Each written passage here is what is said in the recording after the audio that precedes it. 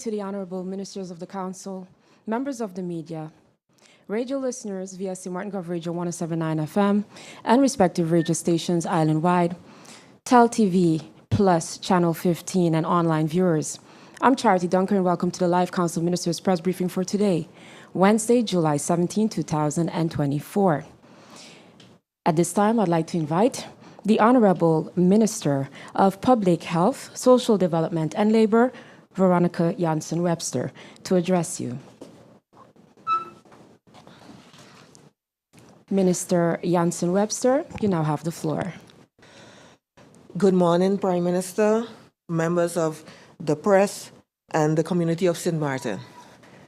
Today, I would like to inform you about the NESC, the National Employment Service Center, and the activities that we have coming up. We have a national job fair that we do every year, and I would like to invite the business community to submit their vacancies and to participate in the job fair. The job fair will be on October 2nd, 2024 at the Alice Convention Center in Madam Estate. We have already secured over, or actually nearly 200 vacancies so far. This job fair, which again is an annual event, has been very successful last year, and we see that it will also be successful this year. We're hoping for it to be bigger and better. And it's our way of getting our local population, the unemployed people, into the job market. Also to assist with people transferring into the job market, so unemployed people, the same NESC, the NESC as it is called, also has employability enhancement workshops. And so we have already had one in July, July 13 to be exact, in St. Peter's, and now we are going to be in Belvedere on August 22nd. It's going to be on a Thursday, so for unemployed people to come, and in the workshop you will learn, job seekers and unemployed will learn from specialists in employment, they will, HR people, etc. They will learn how to fix their resumes, etc., to make them more employable and to make it easier for them to go into employment. So that's in August. So with their brand new resumes, they can take those then to the job fair in October, and some people will be hired on the spot. So it's really a bright moment in labor, and we have it every year. And this year we put it earlier in October so that the businesses, since we're a tourism-oriented society, community, the hotels, etc., can have time to train people. So you don't have to have the skills already. They can have time to train you for your jobs before the high season. So that's the thought behind it and having it in October this year. And to contact the NESC, NESC, it's apply.nesc@stmartingov.org. So apply.nesc@stmartingov.org, and that is for the Employability Enhancement Workshop. And you can also find NESC on Instagram, NESC-SXM on Instagram. And then also for the businesses wanting to participate in the National Employment Service Center's National Job Fair, it's business.nesc@stmartingov.org. So those are the two important email addresses that I wanted to give. We also wanted to announce that we now have employment registration online, not for businesses, but for job seekers. So now you can go online and you just go to the same Instagram account, NESC-SXM, and there you'll find a QR code as well, and so you can download the forms, and so you can fill in the form online, and you can apply for as a job seeker. I wanted to mention, because there are a lot of talks about an influx of foreign labor. So I wanted to touch on a meeting that I had with, for instance, with Finso, who is that is the company that's building the hospital, and there it will be inevitable that we will have to bring in people. The last project of this magnitude that we have seen was Sonesta, when we were rebuilding Sonesta, and now FINSA with rebuilding the hospital. The amount of people that will be needed at a given moment, we will need over 300 people. So in the peak of the building period, we will need over 300 people, and we're anticipating that we will not have all of those people on the island. We are working together with FINSO, and so I had a meeting with them this week. We are working together with them to see if that we can employ as many people as possible, but it's inevitable that we will have to bring in people, and so we are looking into that, and it's very skilled labor and sometimes very specific labor, and so that will be coming. So I am just letting the community know that FINSO is a partner who has always participated in our job fair as well. And they have also done trainings in the past for our people, and they pledge to continue to do that. And this is a project of national interest because it is our hospital. Everybody wants a hospital done. It comes with us bringing in some people to work on work permits. So that will be coming up. And besides that, I had also a meeting yesterday with the school boards. Teachers are also one group that there's a shortage of teachers globally, and so in St. Martin as well. So we bring in teachers, the school boards bring in teachers regularly, and it's always a bit of an issue. And so yesterday we had a meeting with the school boards in order to hear from them what are all the issues and how we can facilitate. So that is all I have for now. Thank you. Thank you, Honorable Minister Veronica Janssen-Webster, for your opening remarks. At this time, I'd like to invite the Honorable Minister of General Affairs and Prime Minister, Dr. Luc Marcelina. Honorable Prime Minister, you now have the floor. Thank you very much. Minister of VSA, Mrs. Veronica Webster, good morning. Representative of the media, good morning. And also, of course, the people of St. Martin, wishing you a pleasant day. We have had recently a meeting with the KPSM together with the Ministry of Justice. It came to our attention that some measures are necessary to take because of some challenges with the security, actually, and guaranteeing safety for the upcoming elections on the 19th of August. First of all, we are realizing that there is an increase in violence in general in our community.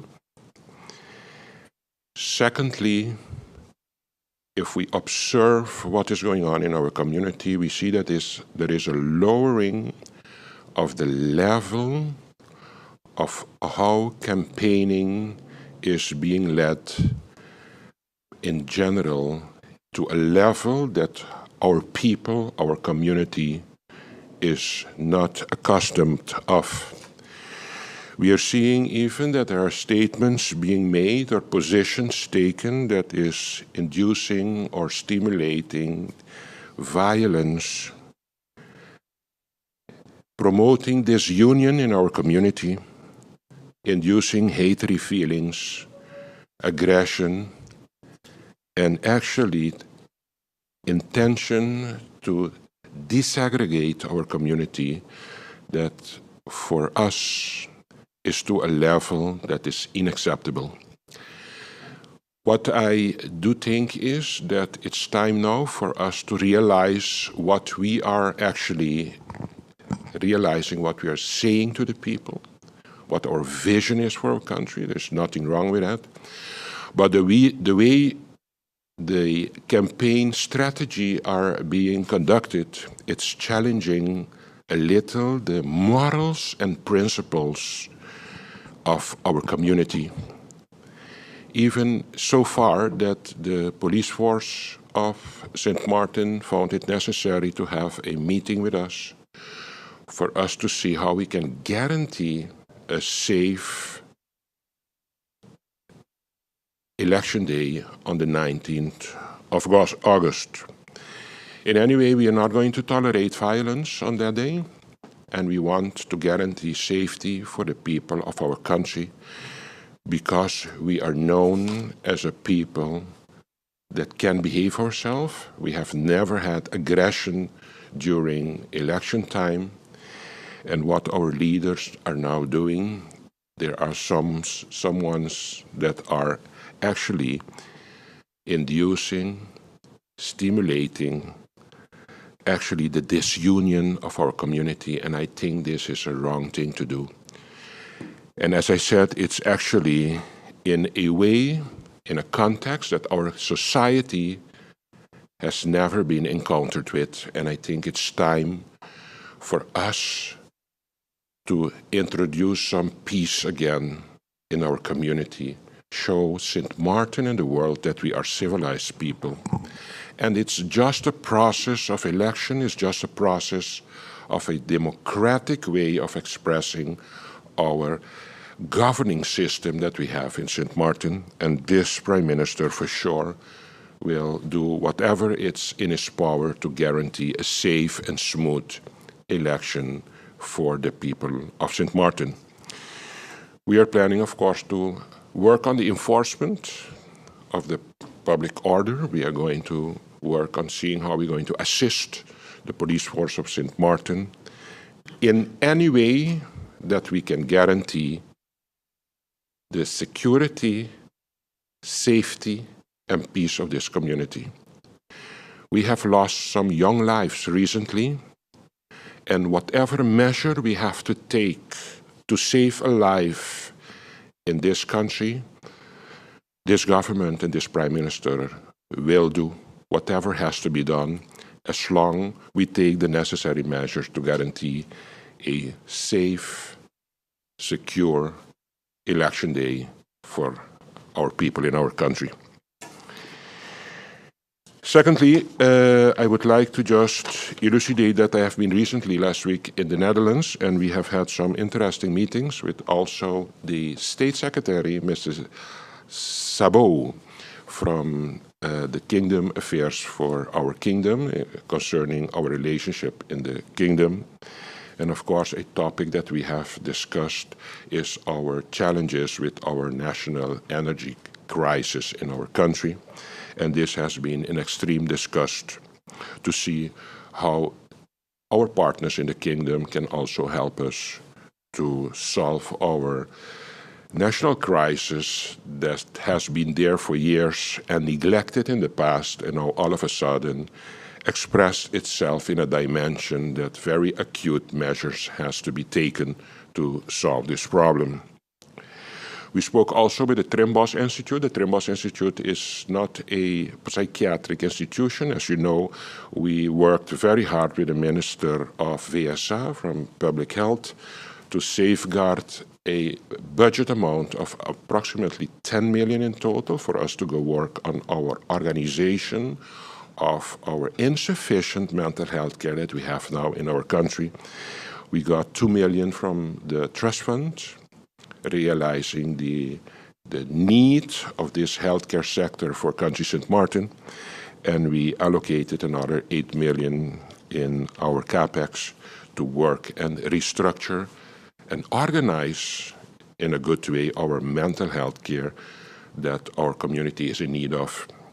And this Trimbos institution is not a psychiatric institution as such. It's an institution, organization that guides on national level in the Netherlands, but also internationally other countries, in actually guiding them to a custom-made, tailored care that they think, realizing the historic context, the culture, the mentality of the people, the way the community works and is organized. They're going to come and observe with us and see if we can have an adequate way of organizing a mental health care that will actually benefit our people in our own setting, culture, and way of living with each other. Further, I also had a meeting with the mayor of Den Haag. We accentuated three things. We're going to work more on organizing and bettering the housing for our students of St. Martin. It remains a challenge, not only for the students of St. Martin, but also in general for the students of the Netherlands also. But we have been discussing a few options to see how we can structure a way that we can actually safeguard housing for the students that are going to the Netherlands from St. Martin to study. And also through the major, we have been canalized to the VNG, that is the Vereniging Nederlandse Gemeenten, that is the municipalities, that is an organization of the municipalities, to see if we can get some technical assistance to help us to realize the much desired projects that the community still has to execute, but due to lack of our professional treasury, that is a known fact in our community, see how we can get foreign approach and assistance to work to see if we can execute the necessary projects that we are still in need of in our country, that are being planned already, that is in the program, but because of lack of treasury, professional treasury, it's not possible for us to execute all of them.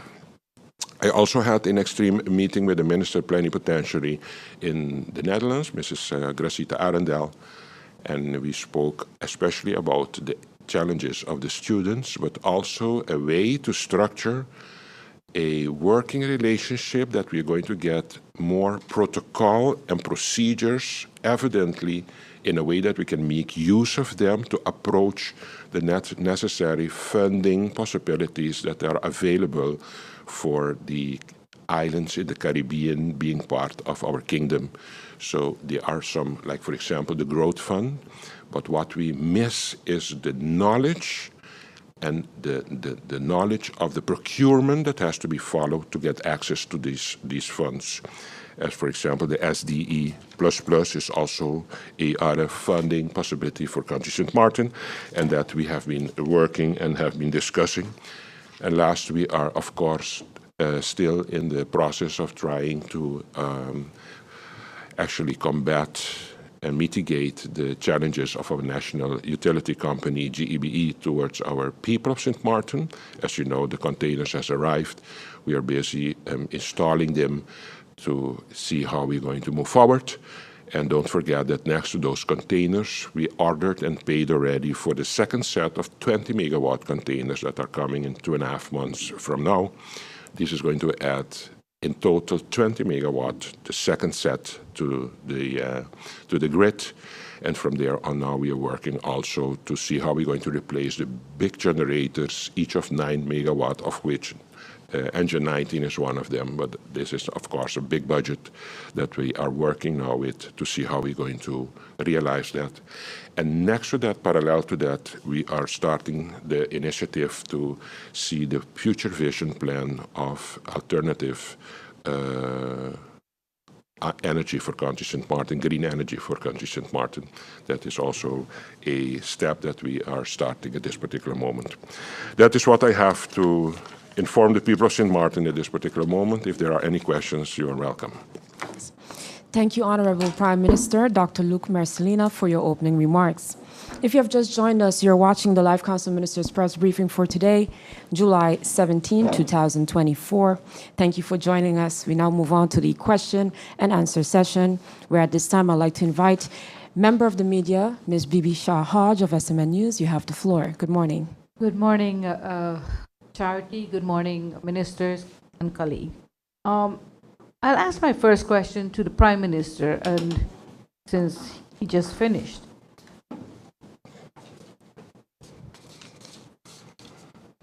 Proceed, Bailey. I would like to ask you, Prime Minister, because you made mention of the containers that have arrived and another 20 megawatt to be arriving Yes. in the next 2.5 months. Yeah. What about the 3 generators that NVGEBE is supposed to order? I Yeah. mean, did you secure the financing for this, or did GEBE secure the financing? And you can also tell us exactly how are we paying? How is GEBE paying for these generators? Where did they secure the fund from? Another thing I'd like to ask you about GEBE, since we are on that topic.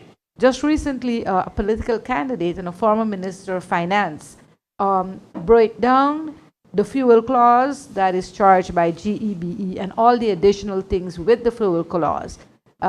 This person also spoke of the monopoly given to Sol. Is your government planning to look into that monopoly and even the fuel clause, which you can call an high-day robbery on the people of St. Martin? First of all, for the purchasing of the big generators, we are talking about generators each of 9 megawatt. It's 3 of them we are calculating that we need, so it's 3 times 9 is 27 megawatt. Each generator is calculated at a price tag of $14 million. So if you're going to purchase 3 of these generators, it's 3 times 14 is $42 million. It's a big investment for our country, but we will have to. And we are busy on the level of management of GB is busy to see if they are busy with a consortium to see if they can get the finance for this project. And I have been in negotiations with the BZK, Binnenlandse Zaken, through the State Secretary, Mrs. Sabot, in discussing the possibility if we could actually get not only technical assistance in correcting the issues of GB, but also in a financial support for us to see how we can cope with this actually expected big investment that has to be done to stabilize and make the energy for Country St. Martin sustainable again. So we are on 2 levels busy with negotiating for the financing of this amount of what I said is approximately 42. Actually, it's more because you have to calculate also, it's not only the generator, but you will have to have budget to restructure your plant too. At GB, you cannot have those expensive generators and think that you just park them in the garden there and that's it. So you will have to improve your infrastructure there, put everything nice at place, that actually once these big generators come, that you can safeguard their protection too. Next to that also, we have to not only improve the plant as such, but we have to think in the future about the monopoly of the Sol too. That is, of course, this government is open for discussion and negotiation on all levels, as long as we can favor the people of St. Martin, especially now that financially people are going through some rough times, and we will have to do as a government everything what is possible to help the people. And if this monopoly is going to be an issue, to see how we're going to lower the fuel clause expenses that is added to the utility bill that we get on a monthly basis, I think we have to also discuss that to see whatever means we can achieve to lower the cost for the consumers. Can you tell us the cost, and where is GEB getting the money for the generators that has arrived and those that are pending? Oh yeah, those generators that has been ordered already are being paid by GEBE themselves. It's being financed by the GEBE themselves.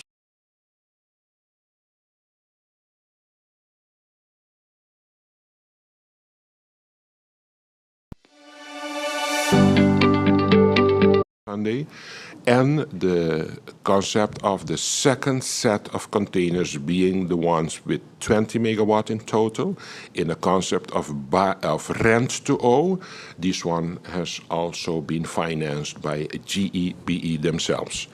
And now the big post is going to be, of course, the 42 million that I spoke about, with additional now a budget reserved for the reorganization of the plant, and also looking forward to what are we going to further do with the consumption of the fuel, and also a budget next to that for renewable energy for the future. You need a budget for that too, to get it going in the vision of green energy for the future of St. Martin.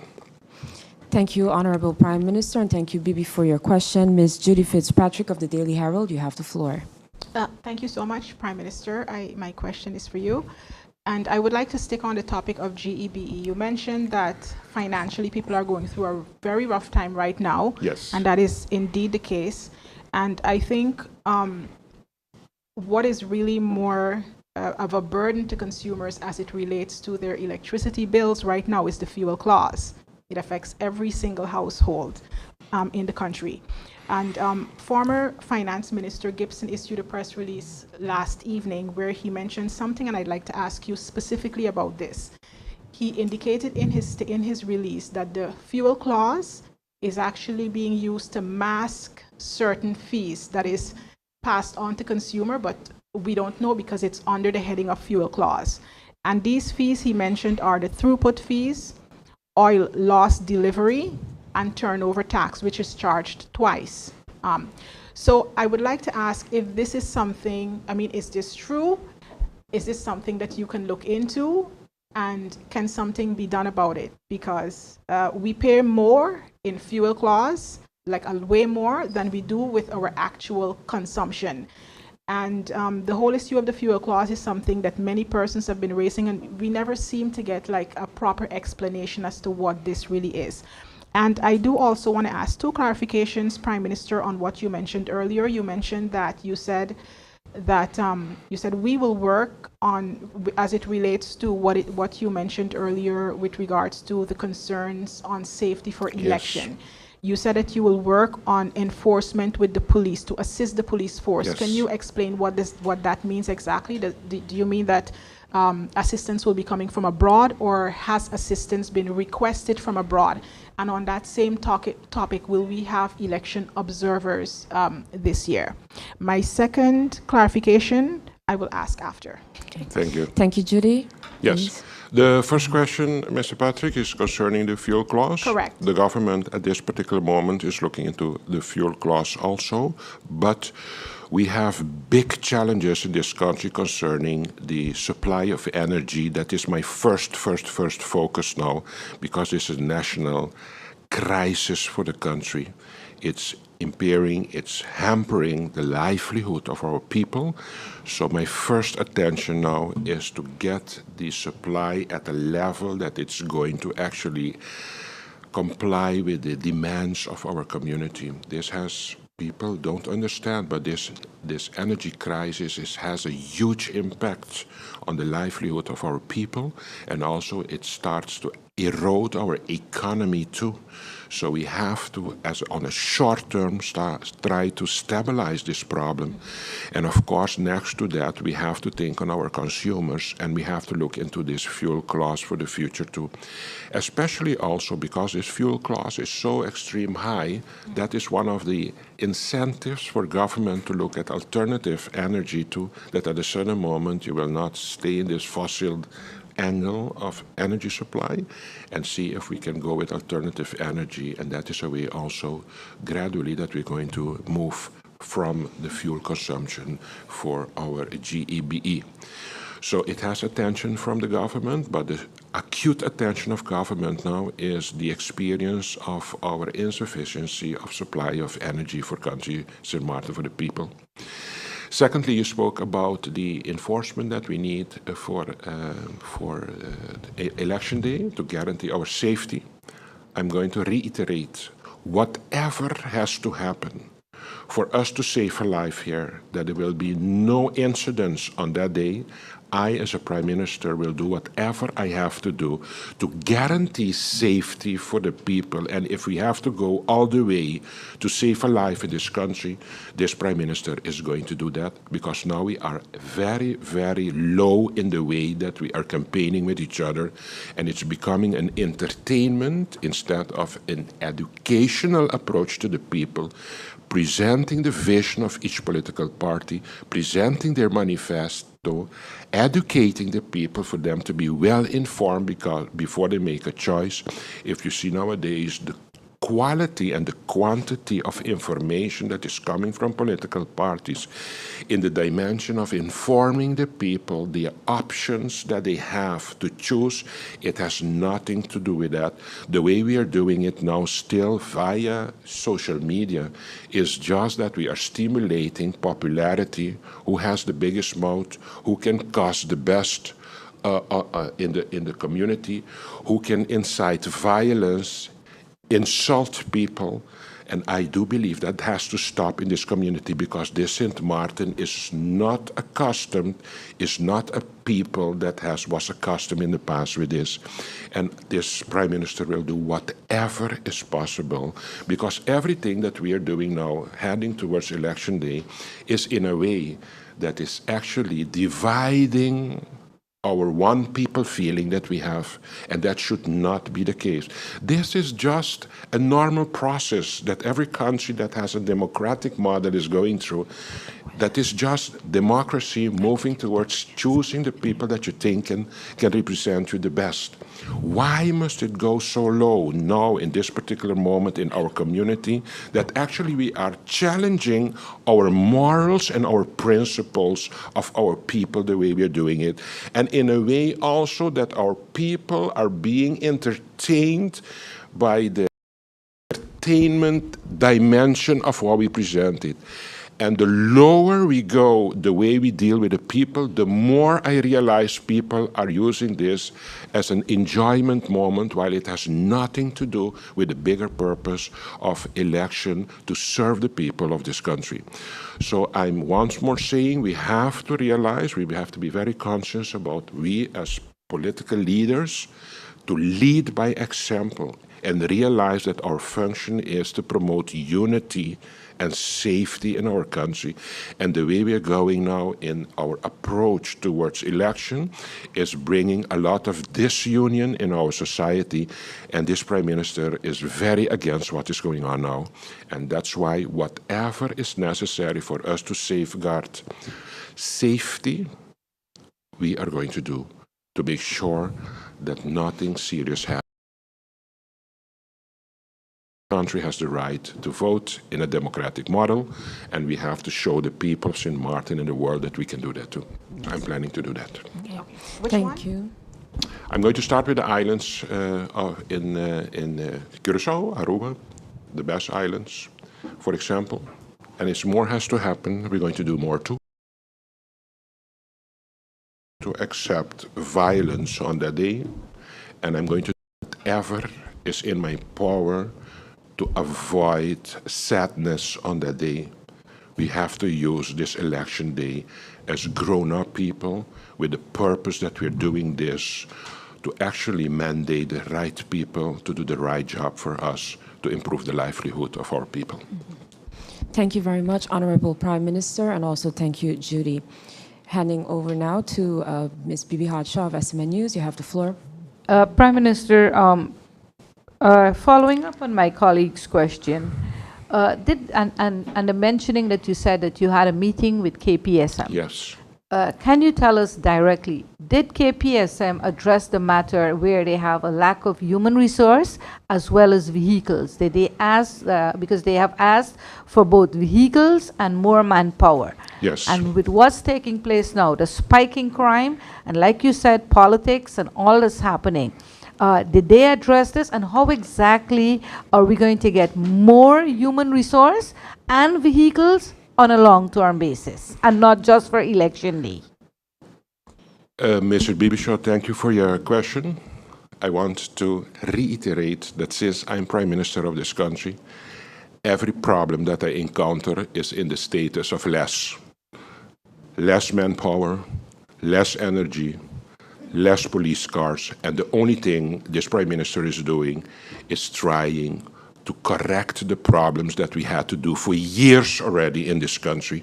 And all of a sudden, now that I'm the Prime Minister, of course, after years of negligence, everything starts to actually collapse in this phase that we are now in government. So if there is a lack of police in our society, the answer is yes. It's not something new. We know that already, and that's why by day one I said what we have to work on is actually a police academy to educate our own people to become police men and women in our society. We have a shortcoming in cars in our community, but we are renting cars now to help. So in all phases, we are failing in this community, and we know that too. But we are playing it in a way as if it's that Dr. Marcelina, the Prime Minister, is the cause that St. Martin is today where he is in.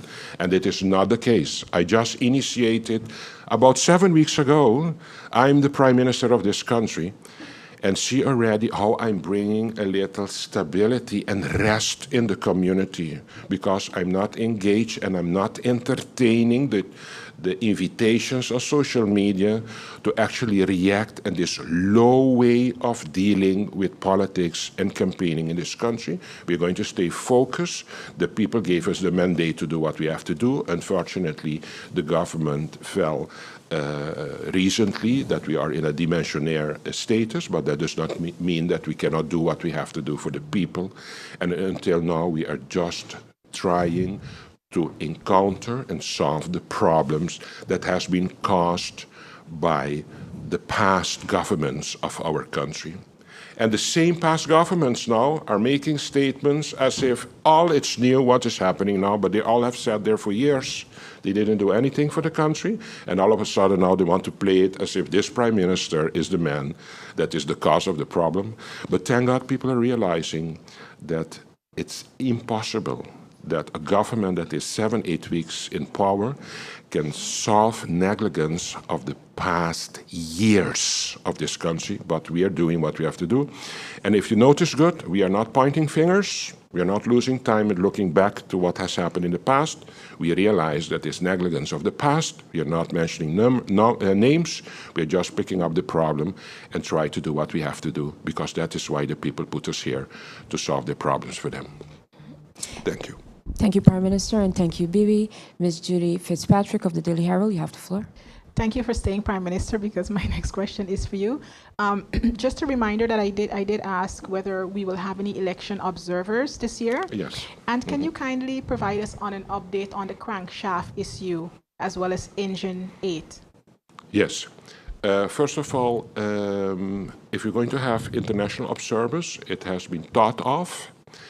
The budget for international observers is very high, and I had to give a preference between observers and security and safety for the country, and I made a choice to choose for life and for safety of my people in my country, and I don't think nobody will misunderstand the decision that I made to actually allocate the restricted finance that I have to pay for enforcement, to keep the peace and safety for the people.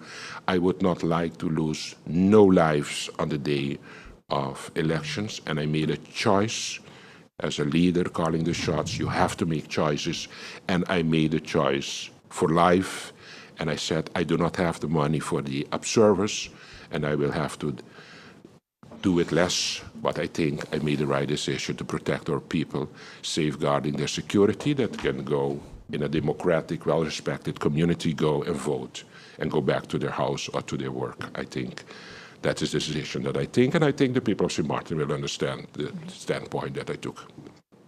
Thank you. The crankshaft and Engine 8? Yes, Engine 19. Engine 19 is, we are still in the process. We thought that we are talking about Engine 19, the crankshaft of Engine 19. We are still in a procedure technically to check the quality under change of temperature of this crankshaft, because it's either you're going to purchase a 14 million new engine or you can do it with 2.7 million repair. And it's a big choice, but it should not be that we're going to use the 2.7 million to accept the crankshaft and fix it, and after 6 months it gives up on us. So we have now solved the acute immediate problem, actually busy with installing of these generators, and we're going to move on to see if we have to take a definitive decision on 19.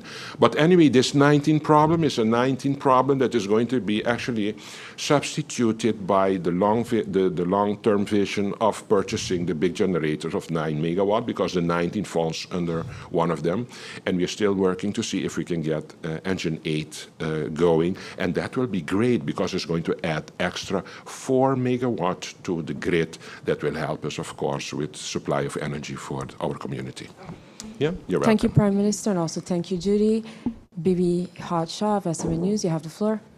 Thank you very much, Prime Minister, for the information that you provided. I'll now call on the Minister of VSR.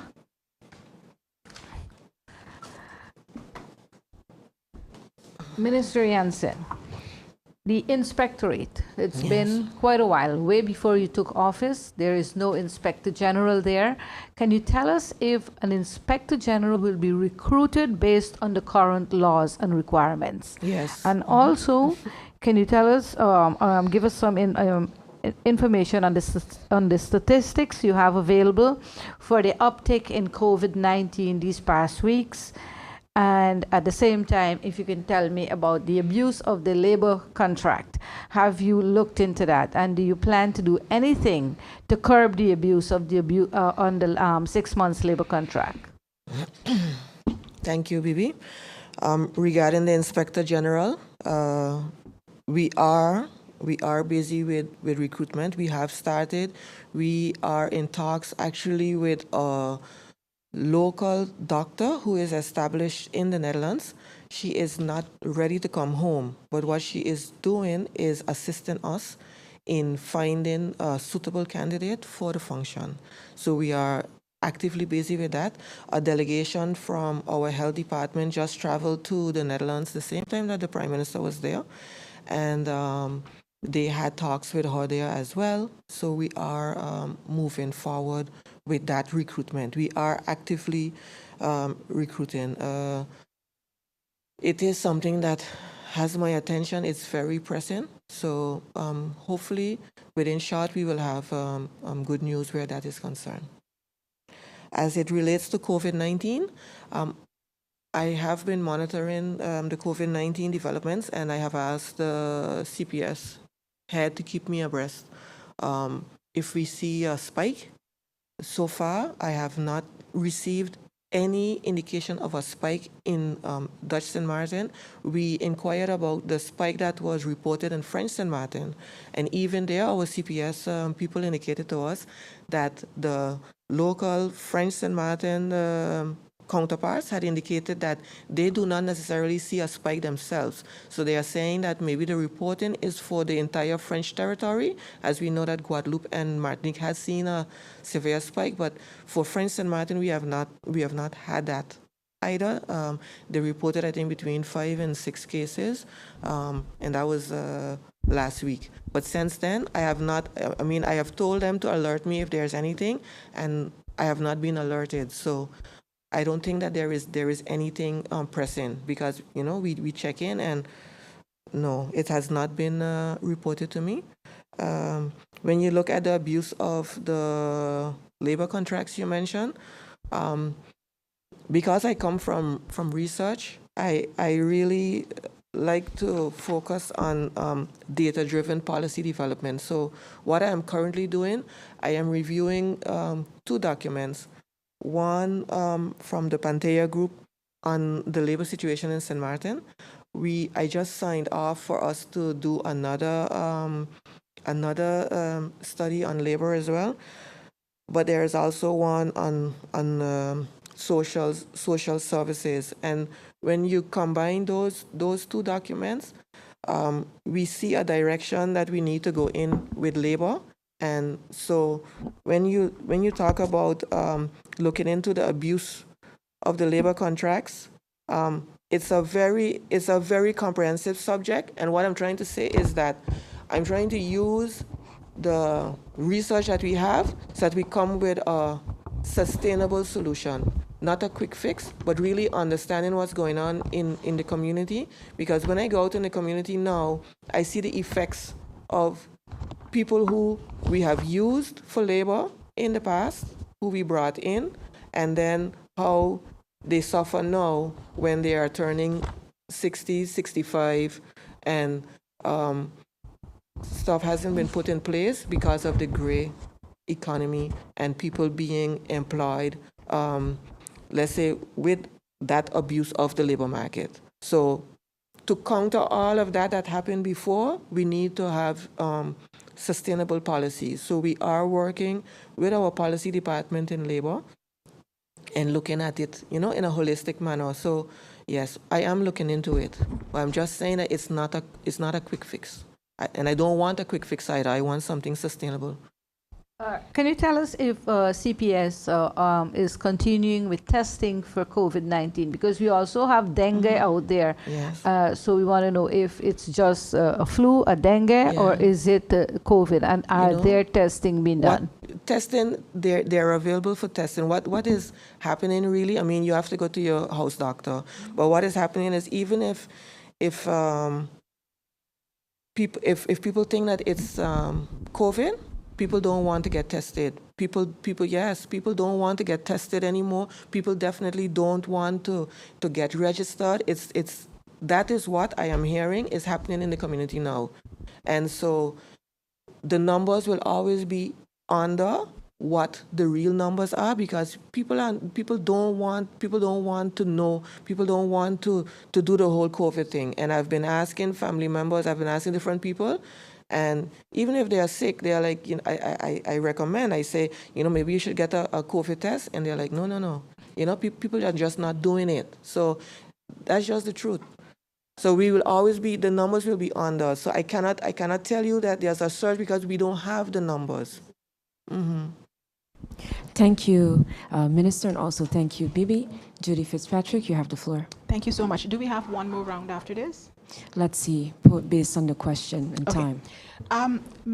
Minister Jansen Webster, so there is some information that has been circulating. We haven't received anything officially as yet, either from government or the SZV, regarding a new policy that is apparently supposed to go into effect later on this year, that would affect company directors in terms of their not being insured after this date. Can you kindly provide us whatever information you can about this? Yeah. Because it seems a little bit discriminatory. Yeah, it's called DMS. DMS? Yeah, there was a director medical, I don't remember, but there was a court case in Curacao, I think it was, and so it set a precedence. And so there's an issue where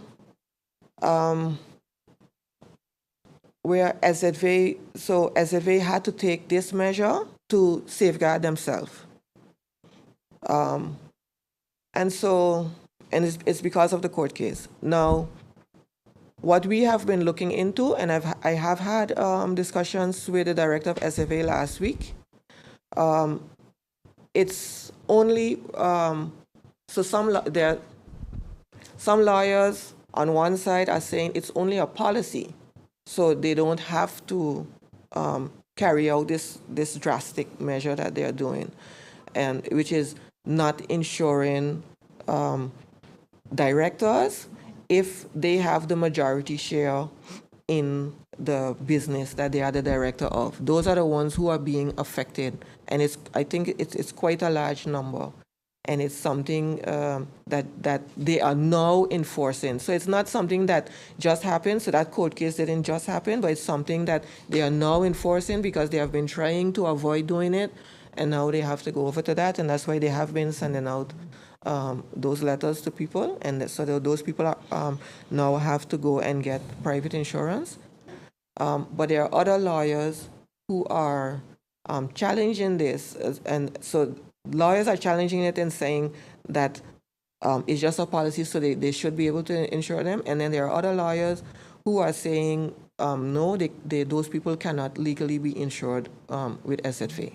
Does this have anything to do with the cap The what? based on what you earn? No, it's solely based on you being the director and the owner of the company at the same time. That's the group. So it's not about the cap. So if you're just a director but not the owner, you don't fall under Then you this? don't fall under it, no. If you're the director and the owner. All right. Thank you, Judy, and also thank you, Minister. We now enter into our fourth and final round of questions. Ms. Bibi Hadshaw of SMN News, you have the floor. Minister, for quite some time and for years, and we're talking about the ordinary workers here, in some of those very businesses that now you have directors are protesting that they are not going to be insured when they're in fact the owner of the company or the director of the company. But those very people, they have workers that are not insured with SZV. They have a lot of them. ATS is supposed to be controlling. Where are you on that? Ensuring that every employee, especially those that are working for minimum wage, that they're not only being declared, but they have SZV coverage. Yeah, and this is exactly what I was talking about, the gray economy. And I stand really firm on that. That is one of the things that I want to make a difference with. I know that there was I think it was a 6 weeks period that people could go and register their employees. And I understood that a lot of people didn't make use of it. So I've been asking around to find out why they haven't done it, because I thought it up too and I wanted to implement this, and then I heard that, I was reinventing the wheel. So since it existed, why can't we do it again? Because I want the people out of, again, this is the gray economy, get them out, because if these people contribute into our SZV, we have a wider base to carry the insurance for all. And then the people are entitled to having their doctor card once they are working there. So I want that regulated, definitely. And one of the things that I suggested was, even if we have to put a kind of a kiosk in front of the supermarkets, just let people come and check, are you registered in my SZV? So have people from SZV come there. And then when I said that, one of the heads of the division suggested then that we put kiosks in the government building. So it's something that I'm looking into. I can't promise that I will get that done before election. It's only a few weeks away. But if we could get kiosks downstairs so people can come to the government building and check their My SZV, because a lot of people don't know how to go and check it. So if you are working and you're not sure if you're insured with SZV via your company, go to myszv.com and you follow the steps and put in your name, etc. I think you have to put in your crib number as well, and see if you are registered and get registered. Minister, can you also tell us a little bit about water testing? It's been a while, maybe over 4 years if possible, that testing of water, even at the hotels or anywhere, is not being done. No. Can you tell me what's stopping it and when it's going to start back? No, testing is, as far as I know, and I did have in the beginning a tour with the IVSA up there and with inspection, and testing of water continues. And IVSA in the water section, they work really well. We had, I think you might know, we had one day with all of the electricity being out, we had one day where we didn't have water on the island. We had to test the water extra. On a day like that, we would have to test the water extra when you have low water levels and you get back the water. And it was just a phone call to the department, and I got the person in charge right away, and she was able to assist. GEBE has to test water in various testing points every day, and they continue with that. And EVSA, they do the audit of the water. So we continue with that. No, it's being done. And in the hotels too, there are various points on the island where we test. Thank you, Bibi, and also thank you, Minister. For our final question, Ms. Judy Fitzpatrick of the Daily Herald, you have the floor. Thank you so much. So, Minister Jansen-Webster, I just wanted to know, on the same SZV issue, you said that the group of directors who are also owners, it's a large group. Can you give us an indication as to how big that group is? And when is the DMS, when is this initiative going to go into effect? And also a clarification on Bibi's question. You said that you spoke about a gray economy, and getting people to pay premiums and so forth. How large? Do you have an indication as to how large this? How many people? Yes, how large? Well, the segment of the community that from don't have insurance my or don't pay. farmer job, I know that from the census that is like 11% of the people are not insured. Okay, so it's quite a large number. But I mean that 11% is not only adults, so that's adults and children. So it's quite a large number of people, and you would want everyone to be insured, to be registered somewhere.